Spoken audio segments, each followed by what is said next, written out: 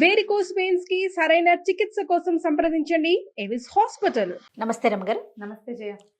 రమగారు, ఏదైనా ఇబ్బంది అనిపించినప్పుడు, కష్టం వచ్చినప్పుడు, సహాయం కావాల్సి వచ్చినప్పుడు మనుషులని నమ్మే కన్నా భగవంతుని నమ్ముకోవటం మనకు ఒక అలవాటు. వెంటనే దేవుడా నన్ను ఈ కష్టం నుంచి గట్టెక్కించు, ఆ, దానికి మనకు తోచని విధంగా కోరికలు కోరేసుకుంటూ ఉంటామండి. నాకు ఇదైతే అది చేస్తా, అదైతే ఇది చేస్తా, ఇట్లా అది సహజం కదా. కానీ ఇలా కష్టం వచ్చినప్పుడు భగవంతుని మనం వేడుకుంటాం. ఆయన డైరెక్ట్గా వచ్చి మనకు సహాయం చేస్తాడా? వివిధ రూపాల్లో కదా కనిపిస్తాడు మనకి. దాన్ని మనం గుర్తించుతాము. ఒక్కొక్కసారి కొంత లేట్ అయిందనుకోండి, నిందలు కూడా వేసేస్తూ ఉంటాం. భగవంతుని యొక్క సహాయం ఆశించటం ఎంతవరకు కరెక్ట్? చేసేది ఏంటన్నప్పుడు భగవత్ సహాయమే తీసుకోవాలి, అంతే. ఇప్పుడు భగవంతుడు అంటే ఎవరు జయ? జనరల్గా మనం మామూలుగా ఒక చర్చలాగా చేద్దాం. భగవంతుడు అంటే ఎవరు? చుట్టూతా ఉన్న వాళ్ళు ఎవరూ కానివాడు, ఈ చుట్టూతా ఉన్న ప్రపంచాన్ని మనకి ఏర్పరిచిన వాడు, అంతే. మనని మనలాగా ఉంచినవాడు. ఇంకా ఈ సూర్యుడిని, చంద్రుడిని, నక్షత్రాలని, వీటిని వేటినో మనకు తెలియని వాటిని కొన్ని వేల జీవకణాలని మన చుట్టూతా ప్రపంచంలో కదిలేలాగా చేసేవాడు. ఈ గాలి ఆడిచ్చేవాడు, ఈ నాలిక కదిలిచ్చేవాడు, ఈ చెవి వినిపించేవాడు, అంతా భగవంతుడే. మనల్ని సృష్టించిన వాడు. మనం ఏం చేస్తాము? మామూలుగా హెల్ప్ ఎదురుకుండా వాళ్ళని అడుగుతాం. అడిగితే వాడు ఒప్పుకుంటాడు, చేస్తానని. వాడు ఆ ఒప్పుకున్నది కాదు, వాడిని ఒప్పించాడు దేవుడు. అంతేనా? అంతే, మాస్టర్ ప్లాన్. ఇప్పుడు నీకు అడగబుద్ధి అయింది, ఓ 5-6 ఉన్నారు ఇక్కడ, ఇంత ఆఫీసుకి 10 మంది వస్తారు. రమ్మగారు ఏమైందో తెలుసా అని ముందు నాకెందుకు చెప్తావు చెప్పు నువ్వు. అదొక ప్రేమ, అంతే కదా. ఆ ప్రేమను కలిగి గౌరవం వాడెవడు? ఆయనే. అంతే. ఇది ఖచ్చితంగా ఇలా ఉంటుంది. ఇప్పుడు ఒక 4 ఉంటే కొంచెం సహాయం చేయండి అని ఒకళ్ళని అడుగుతున్నామంటే ఆ ఒకళ్ళని అడగమని మనకి ప్రచోదనం చేసిన వాడు భగవంతుడు. చేస్తాను అని వాడితోటి చెప్పించేవాడు కూడా భగవంతుడే. వాడు చేయనని చెప్తాడు. నీకు నిరాకరణ నీకు ఇక్కడ రాసుకొచ్చావు, నువ్వు ఎవరు చేయరు. అప్పుడు మనం ఏం చేస్తాం? దేవుడా దేవుడా దేవుడా ఎక్కడి నుంచి అయినా సహాయాన్ని అందించు, ఏదో రకంగా ఈ పని అవ్వు, ఎవరినైనా సహాయంగా పంపించని పొరపాటును కూడా మనం అడగం. మన ప్రార్థన ఎట్లా ఉంటుంది? దేవుడా ఈ పని చేయవా, ఈ పని చేయవా, చేయవా. డైరెక్ట్గా ఆయనకి అప్పీల్ చేస్తాం. ఈ పని చెయ్యి, నా పిల్లాన్ని పరీక్ష పాస్ చేయించు. ఎలాగా? ఆయన వెళ్ళి రాస్తాడు. ఆ టైంకి ఒక కాగితం అందిస్తాడు. అది ఇదే ఆయన ఫోన్లే 34 వచ్చినా ఇంకో 2 మార్కులు వస్తే పిల్లవేధ పాస్ అయిపోతాడని వేసేస్తాడు. ఆయన మనసులో దూరిపోవచ్చు. లేదా ఆ రోజు పేపర్ ఈజీగా రావచ్చు. వీడు 4 లెసన్స్లో 2 చదివితే ఆ 2 ప్రశ్నలు ఇచ్చే ప్రచోదనాన్ని వాడెవరికో మహానుభావుడు ప్రొఫెసర్కి కలిగించవచ్చు, భగవంతుడే. సో ఇవన్నీ ఎలా జరిగినట్టు? ఆయన స్వచ్ఛంగా వచ్చి, ఆయన ప్రత్యక్షంగా వచ్చి అదేదో మా ఊళ్ళో పరమశివుడు లాగా నడిచి వచ్చేస్తాడు, సైకిల్ ఎక్కువస్తాడా? రాడు కదా. అవును, ఎలాగో చేయిస్తాడు.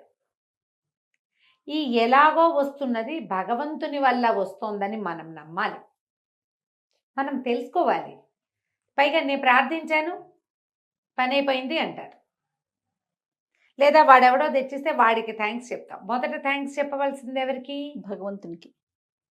అందుకని మనం ఏం చేస్తాం? మనకి అట్లా అలవాటు చేశారు, మొక్కు, ఈ పని అయితే ఇది చేస్తాను. మనం సహాయం చేసి తెచ్చిచ్చిన మనిషికి ఏమీ చెయ్యం.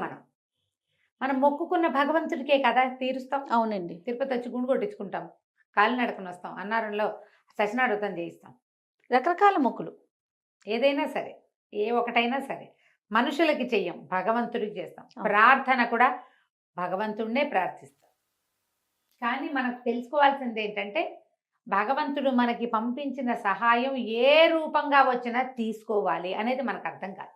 వీళ్ళని మనుషులుగా చూస్తాం. ఇది దేవుడు పంపించిన చెయ్యేనని నమ్మం మనం. అది కదా మనం నమ్మాలి. అవునండి. ఎవరో ఒకళ్ళు ఆ టైంకి కరెక్ట్గా దేవుడు పంపించిన అంటాం నోటితోటి, దేవుడు పంపించినట్టు వచ్చాడు, దేవుడల్లే వచ్చాడు. భగవంతుడే వీళ్ళ రూపంలో వచ్చి ఇట్లా సహాయం చేశాడు. మనం ఎన్నిసార్లు మాట్లాడుకుంటామో ఈ మాట. అవును రమ్మగారు కదా. ఒక చిన్న కథ చెప్తాను చూడు. ఓ పల్లెటూరులో ఒక పేద బ్రాహ్మణ ఒక ఆయన ఉన్నాడు. చాలా శివభక్తి, ఏదో సుమారైన కుటుంబం. పాపం కొన్నాళ్ళకి వాళ్ళకి వండుకోవడానికి తినడానికి కూడా ఏమీ లేకుండా అయిపోయింది. సదాశివం ఆయన పేరు. విపరీతంగా ప్రార్థించేట పరమేశ్వరుని. రోజంతా నిరాహారంగా నిర్జలోపవాసం చేసి, భగవంతుడా నాకు సహాయం చేయి, పేదరికాన్ని తట్టుకోలేకపోతున్నాను, కుటుంబం అధ్వానం అయిపోయేలాగా ఉంది అని ప్రార్థన ప్రార్థన ప్రార్థన. రాత్రి తెల్లవారుజామున ఆయనకి పరమేశ్వరుడు కళ్ళు కనపడ్డాడు. కల్లో కనపడి, నాయన సదాశివం, నీ కష్టాలన్నీ నాకు అర్థమైనాయి. నువ్వు ఒక పని చెయ్యి, ఇక్కడి నుంచి 10 మైళ్ళ దూరంలో నాది ఒక దేవాలయం ఉంది కదా అంటే ఉందన్నాడు. ఆ దేవాలయం వాకిట్లో ఒక పెద్ద కొబ్బరి చెట్టు ఉంది కదా అంటే ఆలోచించు, ఉన్నది ఉన్నది. ఆ కొబ్బరి చెట్టుకి కాయలు ఉన్నాయి, ప్రతి కాయలోనూ మణులు మాణిక్యాలు ఉన్నాయి. నువ్వు వెళ్ళి ఆ కాయలు కోసి తెచ్చుకో, కాయ పగలు కొడితే మణిమాణిక్యాలు లభిస్తాయి నీకు. వాటితోటి నీ జీవితం సుఖంగా వెళ్ళిపోతుంది, నీ సంసారం బాగా వెళ్తుంది. భగవద్భక్తితోటి మసులు నాయన నిత్యము శివారాధన చేసుకుంటూ ఉంటూ నీ తపస్సు జపము తపము మానబోక డబ్బులు వచ్చాయని అని బోధించాడు భగవంతుడు. తెల్లవారుజామున కళ నిజం అవుతుంది చూడు. సరే పొద్దునే లేచి ఏం చేశాడు, ఆ కళలో పరమేశ్వరుడు ఏం చెప్పాడంటే, దారిలో నీకు 4 సన్యాసులు కనపడతారు, వాళ్ళు నీకు సహాయం చేస్తారు అని చెప్పాడు. భగవంతుడు మొదట చెప్పింది ఏంటి, కొబ్బరి చెట్టు మీద కాయలు, వీళ్ళు 4 సహాయం చేస్తారు. తెల్లవారుజామున లేచేశాడు, మొహం కాళ్ళు చేతులు కడుక్కున్నాడు, స్నానం చేసేసాడు, శివారాధన చేసుకున్నాడు. భార్యకి పరమేశ్వరుడి ఆనతి ఇచ్చిన ప్రకారం వెళ్తాను, ఏది జరిగితే అది జరుగుతుంది అని చెప్పి బయలుదేరాడు. 10 మైళ్ళు నడవాలి కదా. నడుస్తుంటే ఒక సన్యాసి కనిపించాడు. ఆయన ఇట్లా తపస్సు చేసుకుంటాడు, కూర్చొని ఒక దండం పెట్టుకుని జపమాల చెప్తున్నాడు. ఈయన పోయి నమస్కారం చేసి, సదాశివం గారు, స్వామి నమస్కారం అండి, తెల్లవారుసామునే కలొచ్చింది, పరమేశ్వరుడు ఫలానా పక్క గ్రామంలో ఉన్న శివాలయం దగ్గరికి వెళ్ళమన్నాడు, మీరు సహాయం చేస్తారని చెప్పాడంటే ఆయన ఇట్లా అన్నాడు. పక్క నుంచి తాడు తీసి చేతులు పెట్టాడు. ఇప్పుడు తాడిస్తాడీనా, సహాయం కాదు కావాలి మనకి, తాడు కాదు. అదేంటండి, పరమేశ్వరుడు చెప్పింది ఏమిటి, మీరు చేసేది ఏమిటి, ఇది ఎందుకండి నాకు, మీ దగ్గరే ఉంచుకోండి, పోన్లేండి, ఏం సహాయం చేయకపోతే పోని అని ఆ తాడు అక్కడ పడేసాడు. తీసుకోలే, సహాయం కావాలి నాకు, తాడు కాదు కావాల్సింది. ఇంకా వెళ్ళాడు. ఒక కుడి చేతి వైపు నువ్వు చెట్టు కింద ఇంకొక మౌని ఒక ఆయన కూర్చున్నాడు, అని కళ్ళు మూసుకుని ధ్యాన ముద్రలో ఉన్నాడు. ఈ సదాశివం గారు పోయి దండం పెట్టాడు. సన్యాసి అని ప్రత్యేకంగా చెప్పారు కదా, కాషాయ వస్త్రాలు ధరించారు. అయ్యా నమస్కారం అండి, నాది ఫలానా ఊరు, నా పేరు సదాశివం, తెల్లవారుజామున పరమేశ్వరుడు కల్లోకి వచ్చాడంటే ఆయన ఇట్లా అన్నాడు. పక్క నుంచి గోను సంచి తీసి చేతిలో పెట్టేసరికి తెల్లబోయాడు. అదేమిటి, కొబ్బరికాయలు కూడా సహాయం చేయరు మీరు అంటే ఆయన మౌని, నోటి నుంచి మాట రాదు. ఓ సంచి కేసు చూశాడు ఆయన. సంచి వద్దండి, మీరు సహాయం చేయండి అంటే ఆయన మాట్లాడాల, కళ్ళు మూసుకున్నాడు.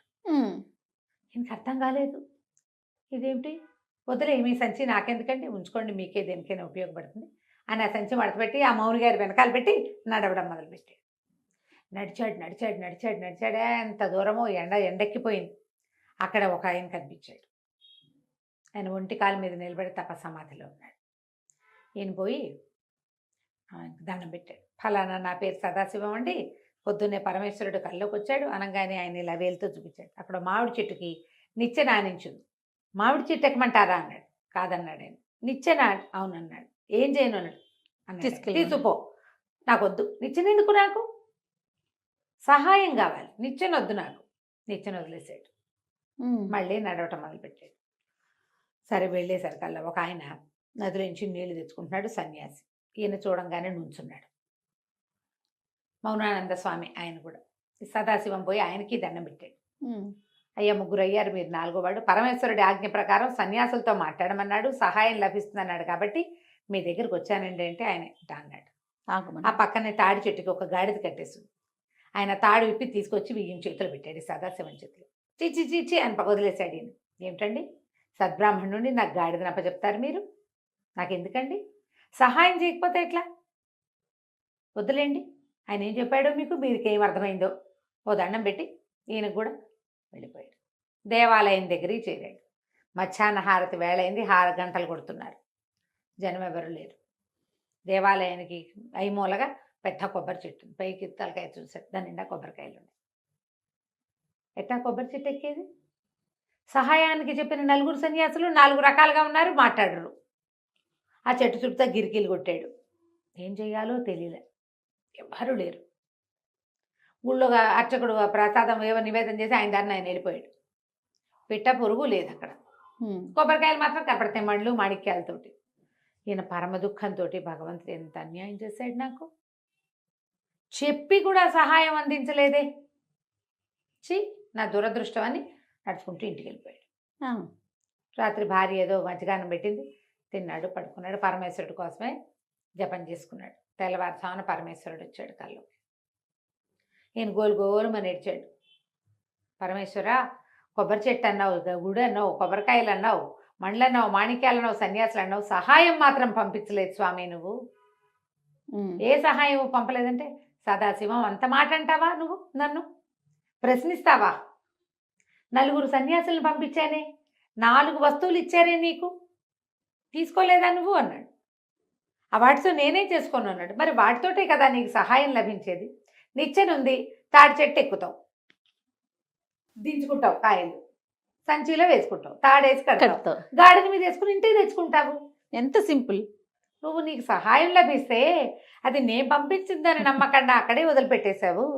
నీకు ఎట్లా చేయాలి చెప్పు? నేను ఆ కాయలు నన్నే కోసి పెట్టమన్నావా సదాశివం అని అడిగాడు భగవంతుడు. సూపర్. అనేసరికి చెప్పలేసుకుని మర్నాడు మళ్ళీ వెళ్ళి ఈ 4 వస్తువులు తీసుకుని మర్నాడు మళ్ళీ ఆప్షన్ ఉంది. ఉంది మరి భగవంతుడు ఇచ్చాడు. ఓకే. అలా ఇస్తాడమ్మా. చూడండి, రెండో అవకాశం మాకు లభించలేదు అని చెప్పేవాళ్ళు ఎంతమంది ఉంటారో, సెకండ్ ఛాన్స్, థర్డ్ ఛాన్స్ భగవంతుడు ఇచ్చాడని చెప్పేవాళ్ళు ఉన్నారు. ఉంటారా? 100%. 100%. కాజయ్య నువ్వు గమనించు, హార్ట్ అటాక్ వస్తుంది ఎవరికో, ఇంట్లో ఎవరు ఉండరు, వీళ్ళే గుండె పట్టుకుని హాస్పిటల్కి వెళ్తారు.